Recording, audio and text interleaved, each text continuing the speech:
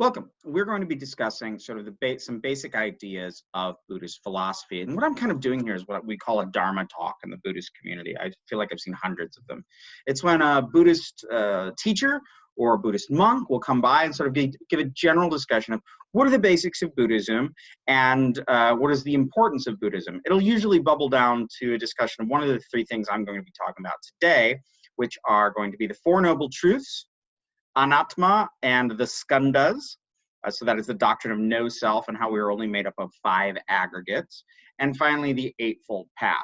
Usually the Buddhist teacher will come through, tell a couple of stories, talk about one of these aspects, then explain the importance of practicing earnestly, and then they move on. So these Buddhist Dharma talks tend to not be terribly detailed. It's not the type of talk that that sort of Buddhist, like a Buddhist monk teacher would give to other Buddhist monks. So these are just sort of more general observations, but this is really the basis of what so much of Buddhism is all about. So let's get to it. Here we go.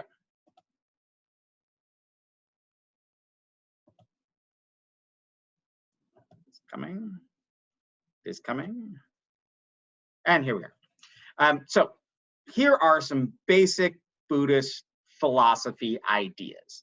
And I hope this will give you a better overall understanding of what this Buddhism thing is that we're all talking about. So the Four Noble Truths. This is probably like the biggest thing of Buddhism. So in Buddhism, when you become a Buddhist, you take what's called refuge. And taking refuge means you sort of vow to uphold and take refuge in the Buddha, the Dharma, and the Sangha. This is called the 3 jewels. So that's the Buddha, who was the guy who came and the example of perfect practice, the Dharma, his teachings, and the Sangha, which is the community of Buddhists. That's the lay people who are Buddhists and the monastic community who are also Buddhists. So after you've taken refuge, that's sort of the big thing that you do. It's sort of like a Christian notion of profession of faith. But after that, then you get some basic Buddhist teachings. So this is the first one, the Four Noble Truths. And when you really spend a lot of time with Buddhists, they go back to like this issue, the Four Noble Truths, the most. If anything, this is the most important idea that we're going to have in Buddhism, is this idea of the Four Noble Truths. So the first noble truth is dukkha. This means suffering. In Sanskrit, it's du and kha, so it's like that which is difficult. So, but what is dukkha? Dukkha says that all life is suffering. Sarvam kalvidam idam dukkha. So everything is suffering. But you're like, what are you saying? I have lots of pleasure in my life. Everything isn't suffering. Have you met my adorable dog? You met my charming girlfriend? All these things are wonderful. Have you seen TV? What do you mean? How can you say there's so much happiness in the world? How is there suffering? Well, the Buddhists have you on now. Because they say that life isn't just suffering, it's unsatisfactory. Because everything ends. Your lover will die, leaving you alone. Your TV show, it's only half an hour long and then it's over. And you can binge all you want, but you are going to be unsatisfying streaming through them shows. All of your great accomplishments are fleeting because they're going to end. Your job is going to end. Your school is going to end. And in fact, you are going to end. You are going to die. And because of that, everything is ultimately unsatisfactory at its end. There is no lasting forever happiness in this world. Everything ends. Everything is suffering. Everything is impermanent and not lasting. Which leads us to the second noble truth, samudaya, which is clinging or attachment. This is your attempt to make that which is impermanent lasting or permanent. One word that's often used is tisra, which means thirst. So you found everything is suffering, but because you're always grasping onto these things that are unsatisfactory and trying to make them satisfactory, which they will never be, you're doomed to unsatisfaction and to misery and to pain. Life is pain because we try to make that which is not lasting last. So nirota, we heard this word before. Yoga chitta vritti nirota. Yoga is the cessation of the turnings of the mind, nirota. So warding off, change, it's cessation, stopping. It's stopping yourself from trying to make the impermanent into the permanent. So by ceasing to cling to the world, we can cease to suffer. So if I look around and I just see, oh, there's a tree, that'll die, and then it's a dog, and it's very delightful to know this dog, but the dog will die, and it's my TV show, I can watch that, but you know, it's going to be unsatisfactory, it's going to be over. So this is a point where you come to a level of almost happiness by not even seeking happiness. So this is your goal, is to get to your stopping that clinging, stopping that thirst, stopping that attachment. So it is our attachment to the world that pains us. The world doesn't pain us. The world is just the world. It just does its worldly, horrible, and pleasurable thing. And if we can learn to live in the world and not want it to be anything other than it is, and not try to impute permanence on something that's always changing, then we can find a state of peace in this world. So Buddhism is this path to non-attachment. So what is our way? Maruga, which literally means like the road or the path. The path to getting out of this pain state and to finding a way where we can cease clinging to that which is not permanent, that is Buddhism. And in fact, it is this Eightfold Path that we'll talk about in a minute. The Eightfold Path is sort of the way to pursue Buddhism in the world. So, what are the Four Noble Truths? All life is suffering and impermanent. We suffer more and more because we cling to that which is impermanent. There is a way to cease that. If we can cease being attached, then we can just live in the world and we will not suffer. And for the path to that, the way to get to that point is through Buddhism. So the Buddhists also have this wonderful idea called Anatma. Now you remember that word Atman, we heard that in talking about Advaita Vedanta. So the essential self, the soul. Now in Buddhism, there is no self. There is no soul. Well, wait a minute, I see me, I see you, we interact in the world. There has to be a self there of some form. Well, the Buddha says, go ahead and look. Take a look. See if you can find you in there. See if you can find little Jimmy inside you. See, is Jane in there? I don't know. Where? What is essentially you? Is it your thoughts? Is it your heart? Is it your body? Is it, your consciousness, this flickering awareness? What is essentially you? And the Buddha argued that he could find no Buddha there, and he cannot see no inherently existing self. So there's no self, there's no soul, there's no permanent entity that goes from life to life to life, but something goes from life to life to life. This body surely exists. I feel pain, I can touch it, I have emotions and senses. Those things are real, and they are real, but they aren't essentially you. And they come to this idea of pratitya samutpada, which is a big old fancy word for dependent co-arising. The idea is that lots of stuff is happening all at the same time, but nothing is inherently existing. Nothing, you can't pull it apart from anything. You can't find anything that inherently exists without being related to other things. So what are we actually? Well, we are 5 skandhas, or heaps, just sort of like heaps, piles, 5 piles of things. So what are these 5 heaps? Well, the first one is rupa, which means form. So this is your matter, your bodies, the physicality, this is the meat of you. Now, if you look, if I cut my finger off, I'm still me. If I take the finger away, is the finger me? Well, yes, no, I don't know, it's hard to say. But there's no denying that we have a powerful connection to our bodies. But is that essentially who we are and what we are? Well, no. We're not just our bodies. Maybe we're something more. Maybe we're our emotions, Vedana, our senses, our sensations, our emotions. So the sensation of pain and pleasure, my anger, my happiness, my seeing things, me hearing things, all of these continuums of states within me. Well, are those me? Well, they're constantly changing. So how can they be any one thing? And it's, when I'm angry and when I'm sad, am I the same person? I don't know. If those are also constantly in flux, how are they you? How are you inherently your emotions? I mean, that said, when we're feeling intense emotional states, it's hard to separate from them. Obviously, the last time you were in incredible pain, you realize you were unable to see anything other than pain. But you don't remember that pain. The pain sort of goes away. And then you're able to do all sorts of other things, like thinking, sangya. This is from nya, or gnosis. It's an Indo-European root. So your perceptions, your mental continuum, your thoughts. This is that interior dialogue that's going on, but also the flashes of images in your head. And it's like, you know, you've got all the senses that come from the Vedana, and then this interprets them and makes them into your thought. This is also your ahamkara, your I thing, the thing that does the I. But is this essentially you? I mean, is it? It's changing all the time. It's always in flux. It's constantly influenced by everything. Is that really the you there?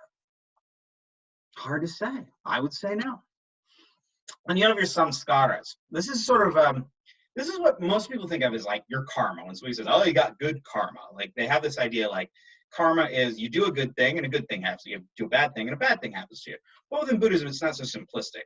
It's that you have a tendency to do things, so you'll keep doing them.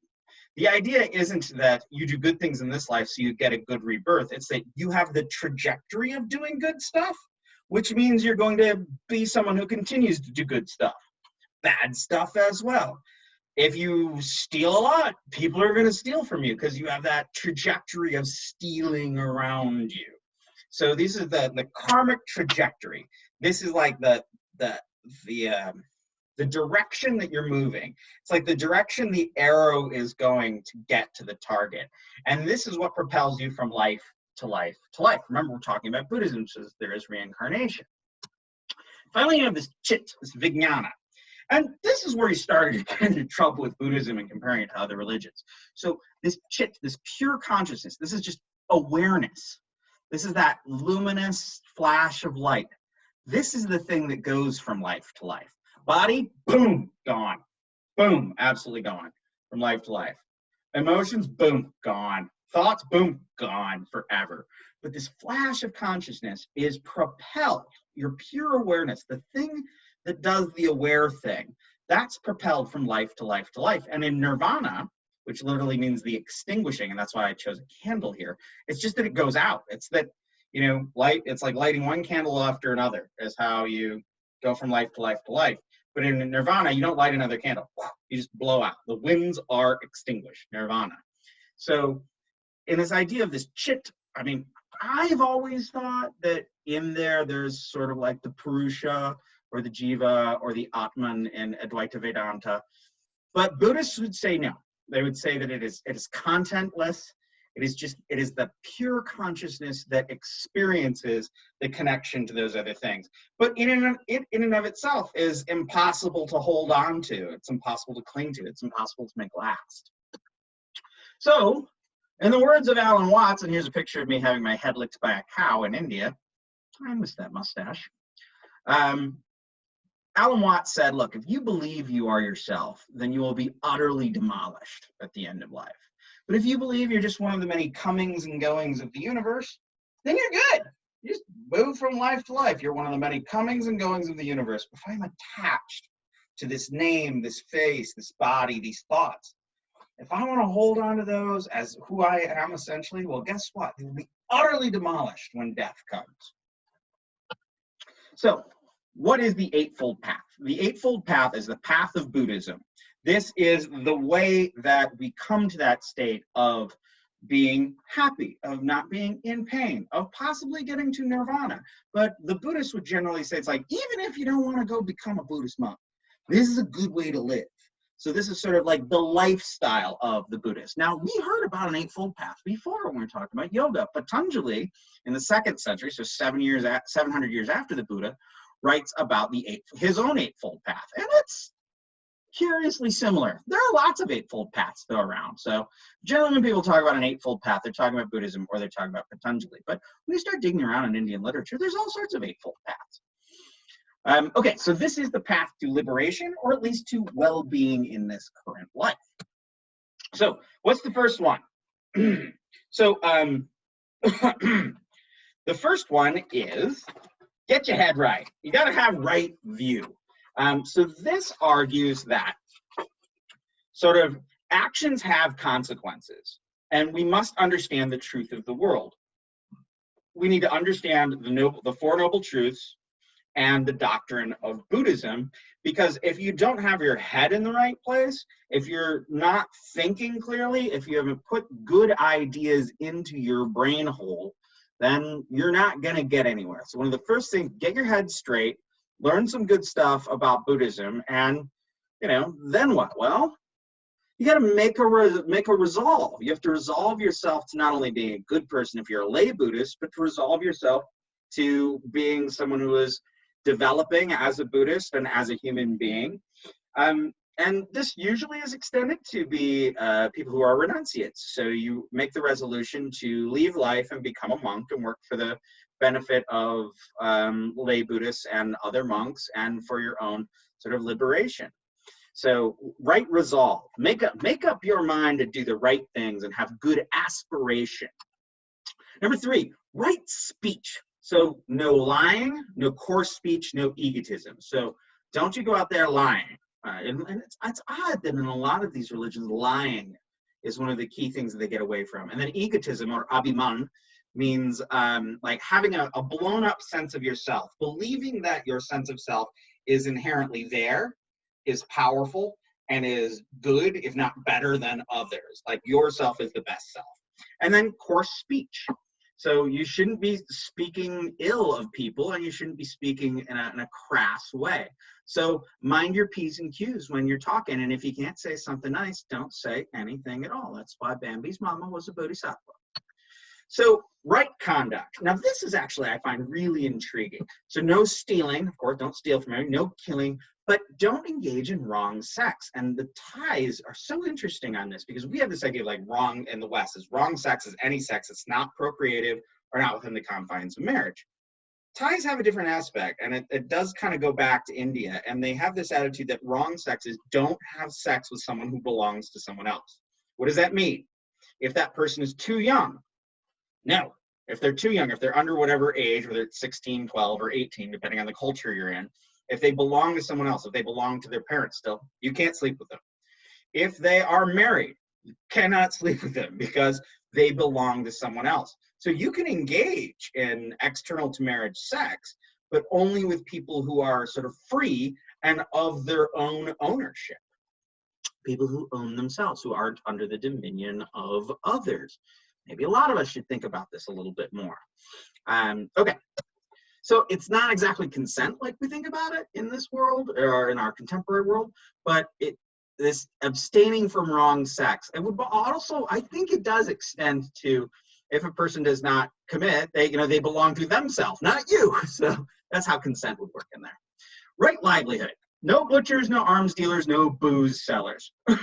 Buddhists eat meat all the time, but they say don't kill. But then they find weaselly little ways.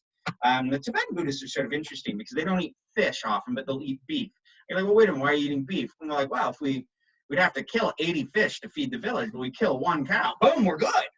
And then there's a lot of great stories. I met this anthropologist who was telling me about an article I had read one time, but he was telling me about how it actually happened, that the Buddhists in this sort of Nepali village he lived in would, they none of them wanted to do any killing because killing is bad, but they all like to eat beef. So they would kind of take their cows on a somewhat dangerous walk on a mountainside, and should one fall off, well, then they'll cut them up and eat them. And to the point that he said that some of his friends would come and say, hey, you want to get in on that cow that's going to fall off a cliff tomorrow? And he'd be like, all right, hook me up. So yes, you're not supposed to kill anything. You're not supposed to make weapons and sell weapons that will hurt people. And you're not supposed to sell intoxicants. So any type of livelihood that does harms to others or causes intoxication would be considered not right livelihood. Now, right effort. This means restraining your senses. So this is not only putting good things in your head and restraining what you're seeing and restraining the things your senses make contact with, but also creating and cultivate good, wholesome states within you, which seems like a good idea for all of us. So not dwelling in unwholesome states, not dwelling in bad emotional states, or putting your senses in bad places, and cultivating good states. So that makes sense. Finally, we have right mindfulness. We hear this word mindful all the time lately. Now, rightful mindfulness has sort of a twofold aspect. One is keeping the Buddhist teachings and the Buddhist teachings within your mind at all times, to keep going back to them. And then there's also mindful awareness, being one-pointed in everything that you do. Whether you're sweeping the floor or meditating or cooking the dinner, all of those things, you should be very mindfully aware. So this is keeping powerful awareness at all times, not letting the brain run all over the place, but being very aware of what's going on around it. So before you have restrained the mind, and in here you're putting awareness, you're focusing on mindful awareness. So keep that nice tree in your head and don't let them flock of seagulls get you all way too distracted. I remember when we would meditate, this other Buddhist monk I knew would always say, it's like, oh, well, what's your mind? It's like a cow. It's like a cow that's tied to a pole. What you do when you meditate is you're trying to be mindful and be aware of that mind. So, sometimes the cow sits still, sometimes it walks in circles, sometimes it picks its nose, sometimes it defecates. It's like, that's what you do. You're being mindfully aware of your brain doing all this stupid stuff. And finally, Samadhi. We had this, remember again, this was the last of Patanjali's Eightfold Path. So you notice before, the yamas and the niyamas, so what you should do and what you shouldn't do look kind of similar to right resolve and right view from the beginning of the Eightfold Path. But anyway, Samadhi. So this is practicing meditation that has, and you could see that the mindfulness and the restraint are also aspects of meditation. But Samadhi is like the result. This is being in a collected place where you're perfectly in meditative equipoise, you're one-pointed, and you're experiencing the essence of lots of things arising and falling, but you are not attached to any of them. This is residing in the state of meditative completion. All right, it's butter tea time. So one of the things I love about Tibetans, and we're talking about Tibetans here, is they like butter tea. Now, they have pucha, which was basically called Tibetan tea, and they have cha narmo. And cha narmo is sweet tea. If you're going to have tea with Tibetans, and I recommend it, don't ever get the cha narmo, because it is so sweet, it will just rot your teeth. It is so painful. But they also make butter tea. Now, butter tea is a very strong Chinese black tea with a little bit of salt and a fair amount of butter and a fair amount of heavy cream. And you see this guy, he's churning it up in a butter churn, which is how they say it's traditional to do it. All my Tibetan friends just use a blender, and it's delicious. But I will give you this one tip. When you have the Tibetan butter tea, think caffeinated soup, and then you will enjoy it. If you think tea, you'll be like, I quite like this, but I always think, remember, Aaron, this is caffeinated soup. That's my tip of the day. All right, I'll see you next time. Bye.